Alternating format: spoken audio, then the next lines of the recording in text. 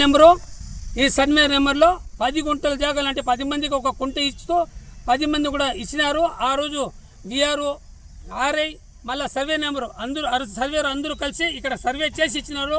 దాని పత్రాలు కూడా మా దగ్గర ఉన్నాయి. ఇది మేము సబ్మిట్ చేస్తున్నాము తహసీల్దార్కి. తహసీల్దార్ గారు మాకు న్యాయం చేస్తారని మేము ఆయన కోరుకుంటున్నాము. నిన్న కొన్ని వార్తా పేపర్లో ఈ యొక్క భూమి గురించి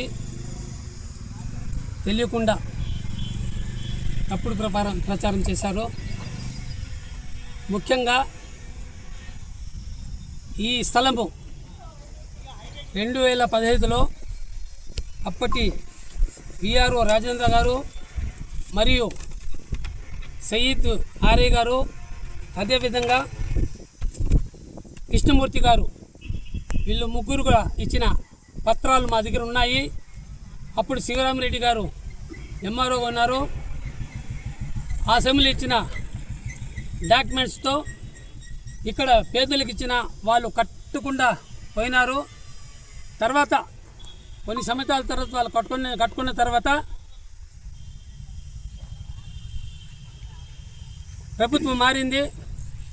వైసీపీ ప్రభుత్వం వచ్చిన 3 రోజులకే ఇక్కడ కట్టున్న ఇండ్లని వీళ్ళు టీడీపీ వర్గానికి చెందిన వాళ్ళు అనేసి ఆ ఇండ్లని పగలగొట్టేసినారు.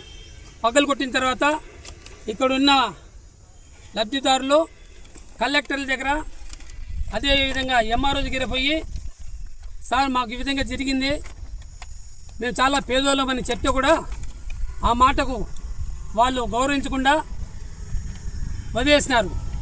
వాళ్ళు తిరిగి వాళ్ళు చెప్పులు అరిగిపోతే కూడా వాళ్ళకి ఇల్లు స్థలాలు కానీ ఇల్లు కానీ ఆ గవర్నమెంట్లు ఇవ్వలేదు.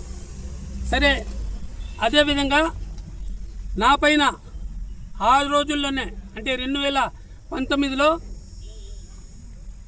అప్పటి ఎమ్మెల్యే గారు ఎంపీ గారు అదేవిధంగా కౌన్సిలర్ జింగా చలపతి మినిస్టర్ పెద్దిరెడ్డి రామచంద్రారెడ్డి గారు ఎలాగైనా సరే నన్ను లోపలేయాలనేసి ఎంతో ప్రయత్నం చేశారు. ఎందుకంటే గతంలో జగన్మోహన్ రెడ్డి మదనపల్లికి వచ్చి పోయేటప్పుడు నేను నిమ్మనపల్లి సర్కిల్లో ఆయన వెళ్ళిన తర్వాత పాళ్ళతో నీళ్లతో కడిగినానేసి ఎవరో కొందరు చెప్పడము, దానివల్ల నిజంగా నమ్మడము, నేను ఎలా అయినా సరే లోపలైన ఒక భావనతో ఏదేదో చేసినారో అల్లా దేవల్ల దేవుని దేవల్ల నాకు ఏం కాలేదు. వీళ్ళు ఎన్ని జిమ్ముకులు చేసి కూడా నేను ప్రజల పక్షాన ఉంటేనే ప్రజలు కూడా నాకు సహకరించినారు. నేను నిజంగా నిజాయితీపరుడుగా ఉన్న దానివల్ల వీళ్ళు నన్ను ఏం చేసుకోలేకపోయినారు. తర్వాత ఎందుకులే ఈ గవర్నమెంట్లో మనం బాగుపడలేము, ఈ గవర్నమెంట్లో మనం ఏం చేసుకుంటాం, మమ్మల్ని మీరు బతకనివ్వాలనే ఉద్దేశంతో మేము ఈ స్థలాన్ని మర్చిపోయినాము. అంటే ఇక్కడికి రాలేదు.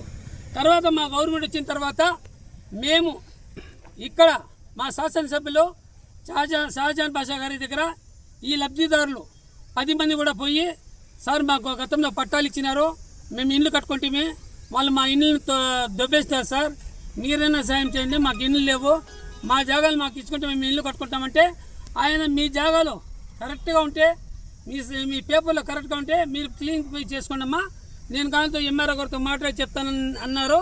అదేవిధంగా వాళ్ళంతా కలిసి నేను ఇక్కడ ఇది క్లీన్ చేసుకుంటామంటే కొంతమంది వచ్చి దీని గురించి ఏదేదో రాసేసినారు. ఇక్కడ ఒక కుంట డీకేటీ స్థలం కాబట్టి మాకు తెలిసి ఒక 20,000 నుండి 30,000 పోవచ్చు. దీన్ని పట్టుకొని 10 కోట్ల జాగాని కొన్ని 15 కోట్లు 20 కోట్లు 30 కోట్లు అని ప్రచారం చేస్తున్నారు. ఇదంతా తప్పుడు ప్రచారాలు.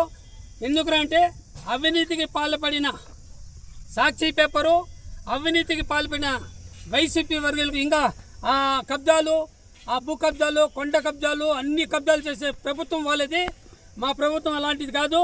నేను ఒక నాయకుడిని, నేను పేదల పక్షాన్ని ఎప్పుడు నిలబడేవాడిని, నన్ను ఎవరు కూడా ఏం చేసుకోలేరు. నేను నిజాయితీగా ఉన్నాను కాబట్టి ఇప్పుడు కూడా చెప్తున్నాను, నేను మా ప్రభుత్వంలో న్యాయం జరుగుతుంది, మా ప్రభుత్వము పేదల పక్షాన ఉంటుంది. ఇంకోసారి చెప్తున్నా, తప్పుడు ప్రజలు మీరు కానీ రాస్తే మేము కఠినంగా మీ పైన లీగల్లో పోతామనేసి మీకు మేము హెచ్చరిస్తున్నాము. ఈ భూమి